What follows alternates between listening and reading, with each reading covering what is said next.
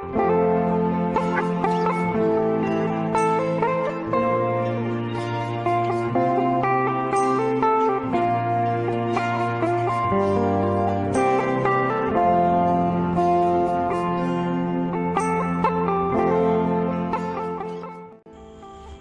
pagi kaula muda. Saya Wayan Supatno, Pak Tani. Pagi ini saya lagi di rumah Pangkalan Bun, Kalteng. Sengaja saya di atas sepeda motor saya dulu, Vespa Kongo, diproduksi tahun 1964. Saya beli tahun 1995. Waktu itu saya dinas sebagai Komandan Tim Kesehatan Lapangan dan Guru Pelatih Militer Dodiklatpur Indam 1 Pematang Siantar, Sumatera Utara. Adik-adikku dimanapun juga berada, ketahuilah bahwa saya dulu beli Vespa ini harganya 400.000. Saya utang primer Koperasi Angkatan Darat atau Primkopad di Indam 1 Bukit Bar, tulisan Pematang Siantar, Sumut, 700.000. 400.000 untuk beli Vespa ini, 200.000 untuk amplop dokter ucapan terima kasih anak saya lahir, dokter Silitonga, dokter Objin, 100.000 modal usaha. Adik-adikku dimanapun juga berada, kurun waktu 1995 hingga 1999 atau awal 2000, saya dinas di Rindam 1 Bukit Bar tersebut. Saya punya strategi pura-pura miskin. Sekali lagi, strategi pura-pura miskin, karena memang tuntutan masyarakat di Rindam 1 Bukit Bar sebagai guru pelatih militer harus mampu menjadi suri tauladan hidup bersahaja di tengah masyarakat. Ya, waktu itu saya sebagai perwira junior harus loyal terhadap apa maunya komandan. Waktu itu selama kurang lebih 5,5 tahun saya sudah bisa punya deposito 6,7 miliar pindah ke Pekanbaru, Riau. Selain punya kebun sawit ratusan hektar. Walaupun demikian, 3 tahun pertama saya masih pakai Vespa jelek ini. Deposito saya sudah miliaran, saya tidak memakai Jeep, Mercy, BMW misalnya, atau Hammer, tidak. Saya tetap sunyi senyap bergerak menggapai target sasaran.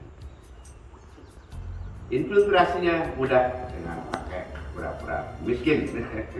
Walaupun banyak yang meledeki saya, berpikiran miskin sekali, tidak malu, tidak.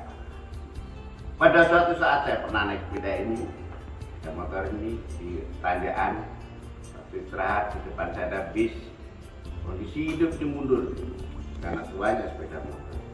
Diketawakan oleh penumpang bis, tidak apa-apa. Saya pakaian dinas pangkat letnan juga. Kenapa saya bisa bisnis sampai per bulan minimum dapat laba 150 juta? Karena saya punya usaha dagang sawit, batu kapur sebagai vendor supplier di PT Indorayu di Porsea. Dagangnya 3.000 ton per bulan atau kurang lebih 4 tronton per hari. Batu kapurnya 1 tronton per hari sebagai bukti kertas, dagang sawitnya sebagai pesaing batu bara. Selain itu bisnis pinang ekspor, ya, ada di perbatasan sawit gede Sipep, PMA Belgia, saya borong 3 tahun karena sebelumnya tidak terurus, terbengkalai jadi sampah hingga dulu. Sekam padi juga begitu, kayu teh, ikan mas, pembesaran tanaman hias. Jadi beberapa komoditi saya kurang lebih 7. Caranya bagaimana adik-adik semuanya? Saya masih bisa naik pangkat tepat waktu, disiplin sesuai tuntutan kesatuan sebagai perwira militer. Saya menerapkan prinsip pengusaha tidak punya otak pintar, pakai otak orang lain. Tidak punya modal banyak, pakai modal orang lain. Tidak punya dengkul pun dengkul orang lain. Contoh konkret, tidak punya otak pintar. Saya bukan ahli IT, saya pakai sarjana IT. Saya bukan ahli pemasaran, saya pakai sarjana bahkan master di bidang pemasaran. Tidak punya modal dagangan, komoditi, produknya orang lain saya jualkan di Indoraya yang berbentuk berlem dan pansel. Ya, itu saja 150 juta per bulan saya dapat laba apresiasi. Saya ngantarkan invoice, saya tidak harus pakai mobil mewah, tidak ada perlu tahu apa yang saya lakukan. Saya tetap berusaha bersahaja, sunyi senyap, terselubung, sasaran terkuasai dengan pakai ini yang saya sayangi. Ya, bagaimana supaya tim kita loyal? Berikan apresiasi moral dan material, kurang lebih sharing tugas, sharing income. Caranya bagaimana? Bangun diri kita. Ngulir pamudi, memberdayakan diri kita supaya menjadi figur sosok insan yang dipercaya. Makanya apa? 1. Jaga kepercayaan melalui karakter. 2. Melalui kapasitas. Itu aja. Karakter contohnya moralitas, mental, antusiasme, kemauan keras.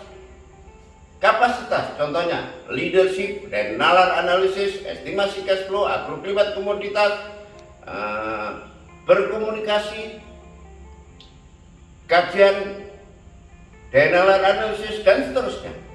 Itu sifatnya.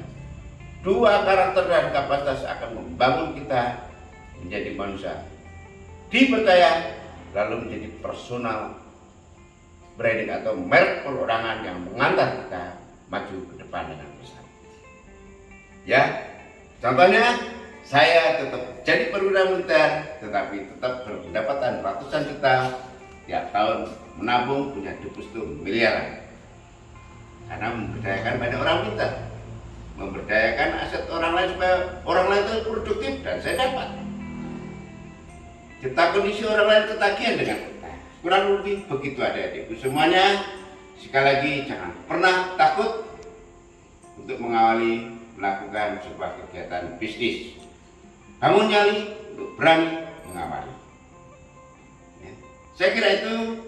Semoga bermanfaat. Salam sehat dari saya, Pak Supatno, Pak Tani di Pangkalan Bun, Kalteng.